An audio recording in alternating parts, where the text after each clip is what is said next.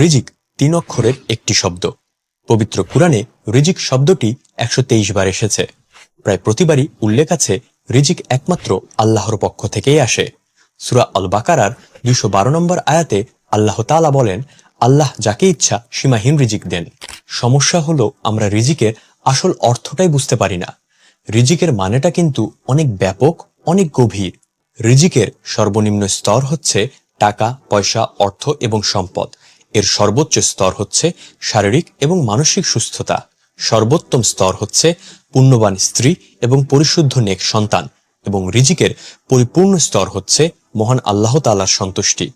তাই রিজিক কখনো জিরো সাম গেইন তথা এক পক্ষের লাভ তো অন্য পক্ষের ক্ষতি এমন কোনো সিস্টেম না, যার ফলে কেউ যদি 5,000 টাকা বেশি আয় করে আপনার ভাগ কমে যাবে না, বরং আপনি কম আয় করলেও আল্লাহ তাআলা রহমত দিয়ে সে অল্পতেই আপনাকে শান্তি এনে দিতে পারেন।